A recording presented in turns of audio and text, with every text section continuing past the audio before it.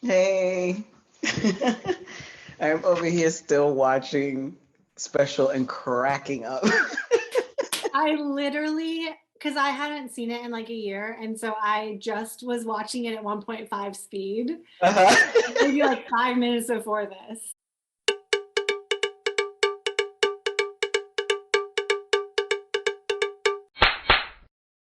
Hello, everyone, and welcome to Connecting the Dots. My name is Ignacio Rivera. I am your host, and today I'm here speaking with. My name is Robin. I use they, them pronouns. I am a disabled artist, organizer. I work in accessibility in the arts. And I'm also a CSA survivor and have been working with Heal to End on accessibility. So lots of cross connection points here. I'm super excited to talk with y'all today. Yes, thank you so much for coming. Yes, and I'm really glad that you picked this show. So the show that we are going to be talking about today is called Special, and it is a show. Right now, it's just 2 seasons, I think, and Mhm. it is on Netflix. The main character is also the creator, Ryan, who is actually disabled. And he created the show. He's also a gay man. So to have like a gay man who's disabled on TV, who's making his own story, I've never seen anything like that before.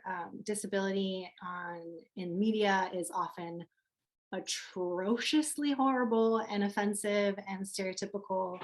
Even shows that are really trying to do a portrayal of disabled folks have non-disabled characters playing them, which is really unfortunate and problematic. So when I saw the show come out, I was like, wait a minute, here's a show that is kind of the bias for us statement, which is so important in disability community. And it's funny.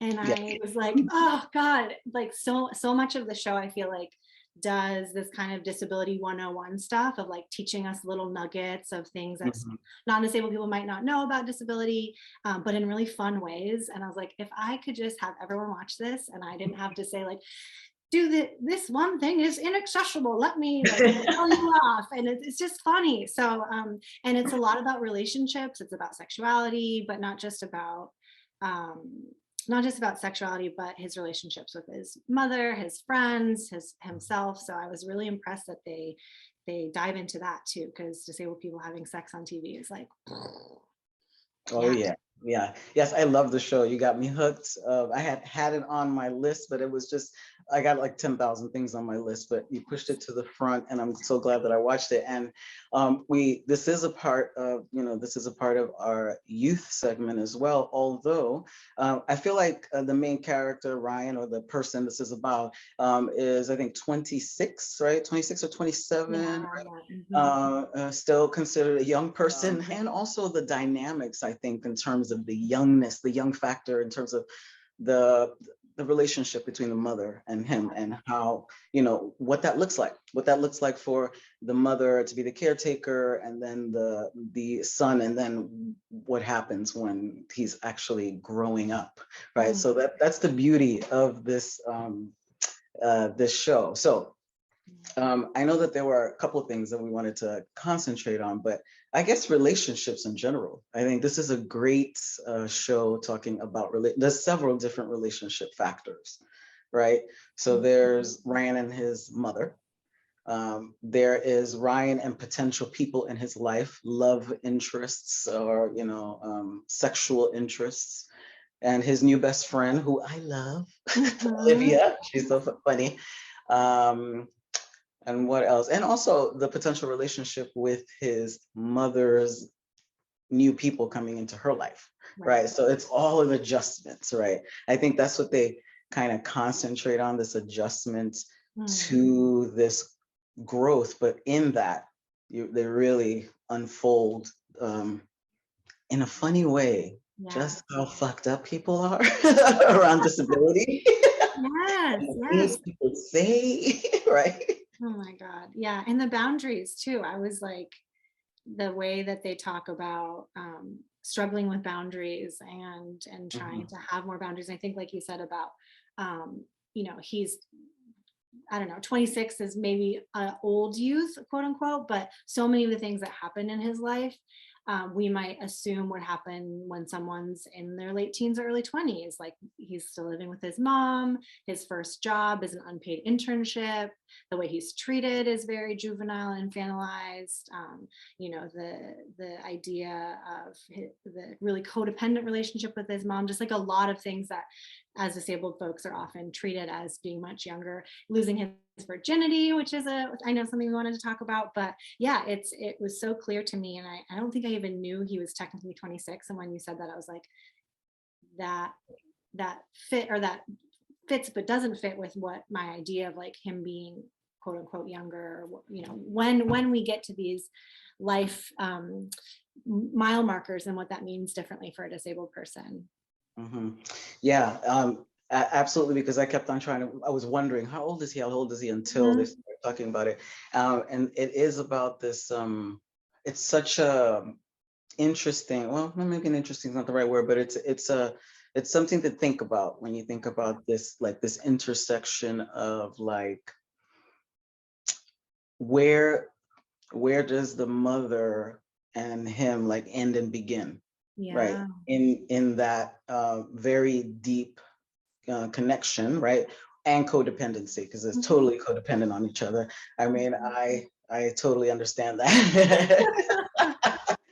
Yeah, and also, yeah, like you said, the parallel between like a younger person and the kind of the struggle that they're going through, where I'm grown, I could live my own life, and her kind of response to that, like, let's see how you can do without me. But I also liked his response to her, Yeah. you know, right? Because it's basically, let's see how you can do without me. Right. Yeah, and I think they do a good job of complicating that idea of like dependency or independence, like that in this US society where independence is like seen as like the ultimate, and people, you like, if you depend on other people, something's wrong with you. That even the way we use codependency, often it's that's codependency equals bad, where it doesn't. Like, we all are interdependent on each other, and Right. that's such a beautiful thing. And I think they do a good job of showing like elements of the beauty of their relationship and how they do care for each other. And it's both directions, like you said. It's not just she's the caregiver of him, you know, they are care partners, but that there are unhealthy dynamics there, and they have to kind of figure that out. And one thing I love about being disabled was, and I became disabled later in life, was I really had to learn the beauty of depending on other people and asking for support and help, and giving it, and having boundaries. Like, those things, I was like, didn't see them as I was either one or the other to me. I think they do a good job with that. This is how it plays out in the show too, like, because it's like the mother is like, you know, like, see how he can do without me, rather than like almost trying, like, meeting each other halfway to say, look, you've been doing this for me for a long time, assisting me, but now I need your help and kind of getting to a different place. It was and I could understand, I have to say, as a mother, I could understand. It took me a while to get to that point of breaking the codependency that wasn't good with my daughter, right? Remembering that she's a full ass adult apart from me.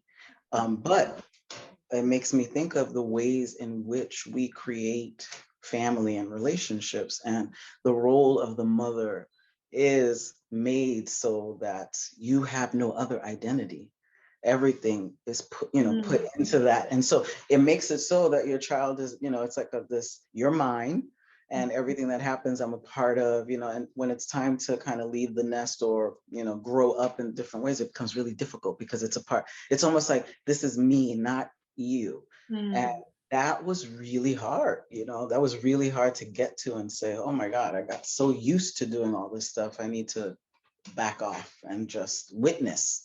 And I think that's where the mom and him are totally struggling, because I see the points where he would love to be talking to her and having the time that they had together, but it seems like it's like not possible, all or nothing. Yeah. The mother, when she was dating the neighbor very briefly, it's kind of funny to me that like, she was dating him and then she kept it a secret. She lied to Ryan, when he found his jacket and everything, because she didn't want him. And it was such something I did when my child was like 3. you know, like hiding the person you're dating because they don't understand. That was when it really hit me about the like infantilizing him, because it was like, he won't understand, he won't like you, just like a little kid, you know, like, because they don't get why mommy is dating a new person, right? But even when he did find out, he lost it for a few minutes. And that clearly showed the codependency there. Yeah, I just thought that was interesting how she literally sabotaged the relationship because she was afraid of her, that it would mess up her relationship with her son. Yeah, I think, and the way that parents of disabled people can really, I mean, of course they have, like, I'm not a parent, so I say this with, you know, with that caveat, but the amount of the fierce like fighting that one has to do as a parent for a disabled kid, I can't imagine how hard that is, and yet it also can turn into this really this hard cycle. And I think that it would be, you know, parents, there's lots of organizations and gathering around being parents of disabled people, which is amazing and so important. And I hope that folks are having this conversation more too, of like, okay, how are we further perpetuating this with our kids when we act this way? And then also, what is it like, what about our own identity and our own life and our own lived experience and our own joy? And how, if that doesn't, you know, if you're putting aside your own joy, that makes you a better parent? Like, where did we get that idea? Especially motherhood. I mean, I think maybe it's not the same for fatherhood, but yeah, she clearly is just thinks that that's the only way, because she's been taught that that's the way to be a good parent. And it's nice to see that as the series goes on, that really does get addressed, and she gets to like, and that Ryan supports it too. He's like, you do need to be your own person, and there's some really fun exploratory stuff for her, and she gets to go a little wild, and I love seeing that too. I think moms often get, you know, their characters are not fully engaged with either. And I think she is. Okay, cool. He's gay, he's disabled, he started this show, and then I don't know, it's the second or third episode where he hires a sex worker to lose his virginity. And I'm like, and they do a beautiful job of depicting the sex worker. You know, it's like this totally normal, quote unquote, I hate using that word, but just like this room he goes in, it's his house, it's like kind of messy. The sex worker is super communicative and like lays all this consent stuff out and talks through all these things, and it's kind of awkward, and they show all of that, but he's also really caring. And I think that the sex worker character shows one of the best ways to engage with disabled people out of all of the other characters. Like he's communicative, he doesn't pretend like Ryan is not disabled, but he just it was super sexy, and I was blown away on so many levels. Tell me what stood out for you. Yeah, at first, I love that they used sex worker. Second, that they completely normalized sex worker activity, which it totally should be, you know. And I just love that. I love that it was just like, oh, you know what? You want to experience sex? You should just hire a sex worker. Boom. You know, it was like, so that's the way it should be, you know, like, and it was completely shame-free, and he got to experience something, or at least begin that process before meeting people, you know, because he was so nervous. But I loved that it was just what it was. It's a reality. And that it showed, I like the fumbling that they show in the sex scenes. That's so real. It's so every sex scene. Yeah, because we all fumble, but we only ever see the perfected stuff on TV, and that's why we all kind of live in fantasy world about this isn't perfect. It has to be this way. I'm like fumbling, falling, you know, just letting a fart slip out, like all things happen when sex happens, right? Because it's just normal. So I really do like that fumbling that they show. Yeah, and the talking in between, really, like saying, let's do this and let's do that. You actually don't really see that often, especially with gay male, like when they're showing gay men have sex. Yes. They often don't show any kind of communication. Right.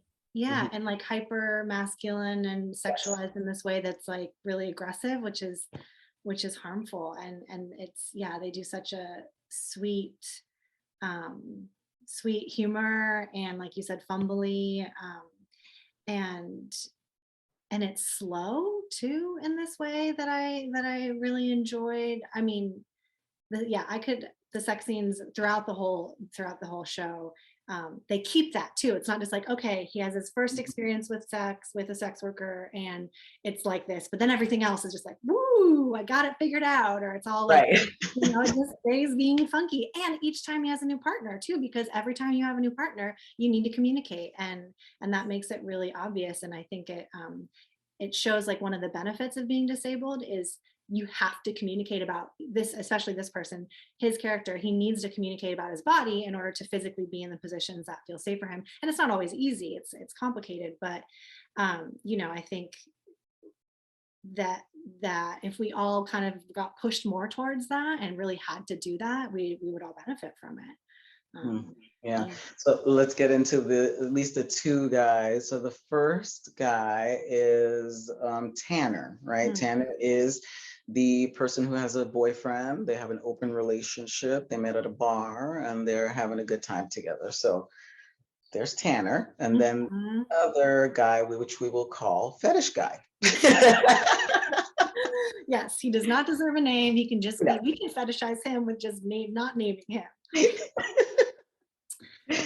Uh, Ah, Tell me yeah. what you thought about those interactions with the both. I mean, totally different, right? Totally different. I will say, I think so. Tanner's the one he gets kind of more involved with and has a relationship with.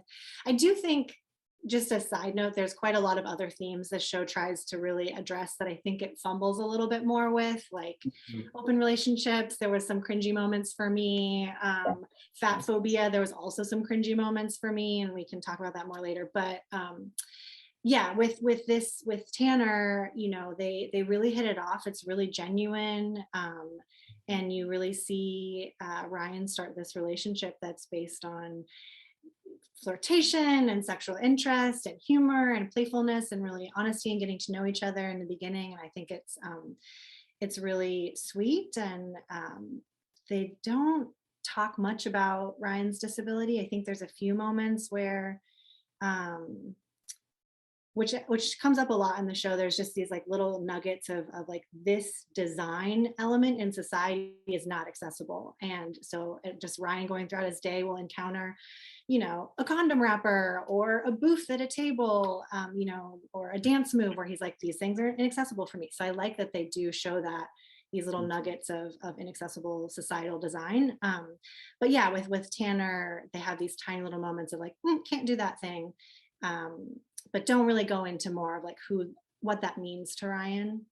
Right. Um, and later on it comes up as kind of this, Tanner's like, well, I just don't see you as disabled, and I don't even I don't think you're not disabled to me, which is supposed to be a compliment, and it really is actually quite harmful, because that is a huge part of who Ryan is. And as Ryan kind of is coming into his disability identity throughout this show, uh, there's some really interesting conflict there when you have kind of this relationship between a non-disabled person and a disabled person, like many relationships across identities. What does it mean when someone is like, well, I don't see you as that, I don't, I don't want to, I don't know anything about that, educate me, figure it out for me, I love you for who you are, you're nothing more than just a empty vessel or whatever. So yeah, Mhm. tell me, what did you think about Tanner? Yeah, I mean, I agree with everything you said. Everything exact. Like they're definitely not speaking about it as much. And when the little things come up, it's just like, oh, okay, and then they fix it, and then they kind of move on.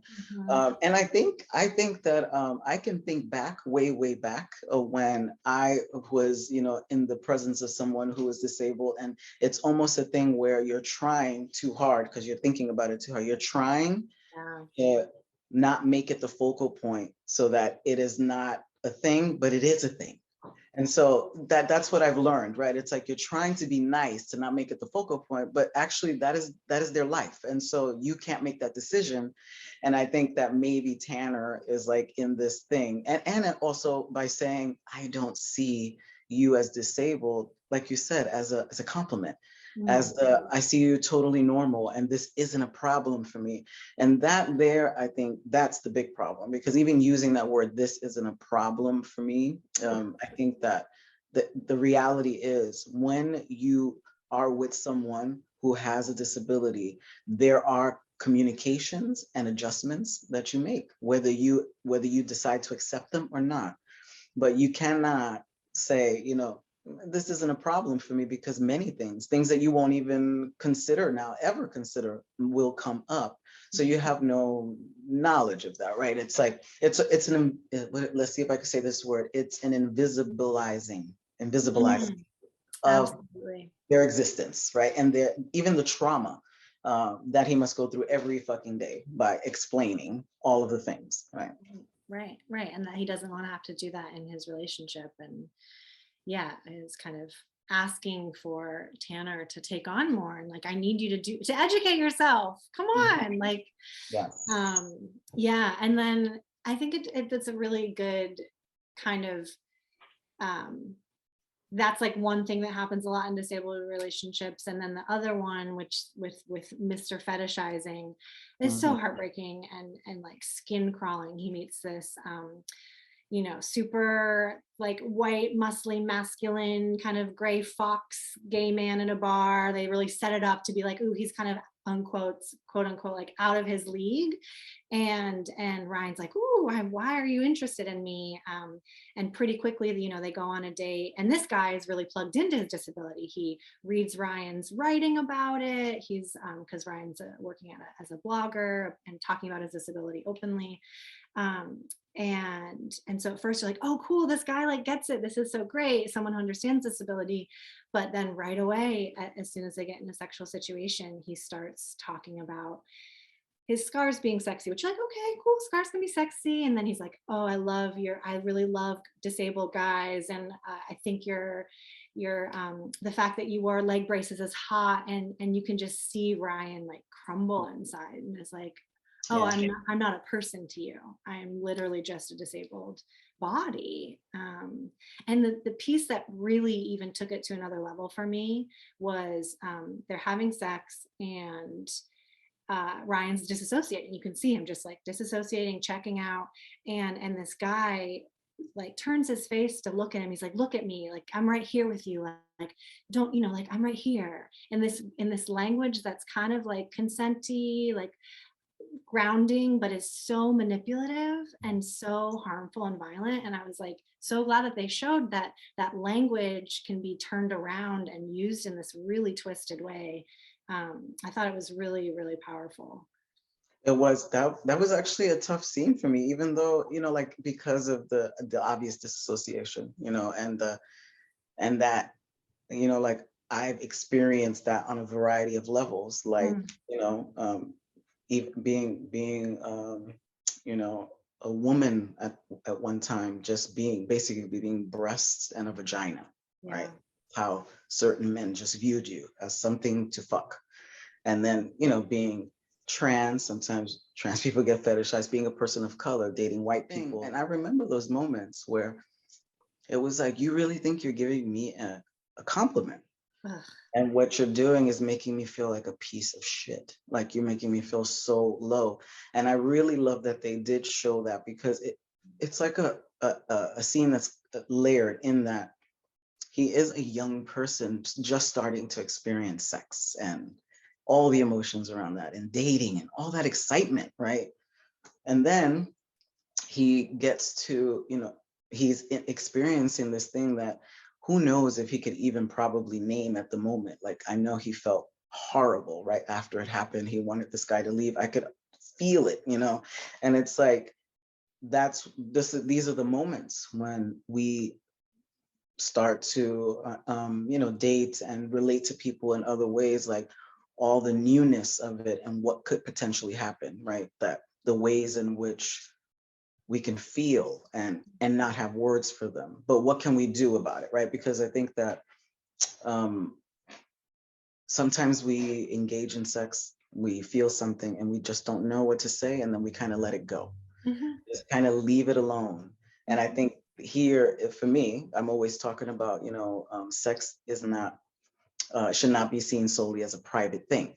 Because when we talk to our friends, when we say, you know what, I had this experience with this guy, this thing happened. Do you think I'm crazy for feeling this way? Because I feel, then you get like feedback from your friends. You can get some insight. Sometimes we can't do it for ourselves. This is where accountability and stuff. And yeah, and I think that those are the tough parts when we're thinking about, I'm new to sex. Thank goodness he has his friend Olivia, right?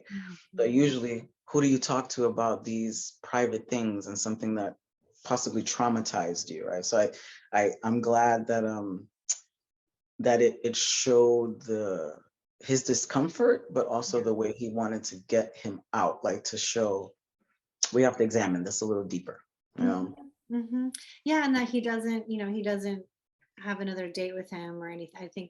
I don't remember how they end things, if they text through it or whatever, but that's important to show that experience, because it's so common for so many people in disabled relationships in particular, and yet it's not like, and we're going to give this all of this time where he then has this hugely fetishized relationship, like to also show him being in the relationship with Tanner, which has its problems but is a lot healthier, and I was really glad that they did focus on, didn't go into this, like, because it's also a gay thing to be like, and gay relationships are miserable. Like there's just, so it's like, wow, he can figure out how to be in a healthy relationship with its problems, but that there still is joy for him and sexual engagement and enjoyment, that he isn't being fetishized, that he is being seen as his whole self, but eventually hopefully that with how his relationship develops with Tanner.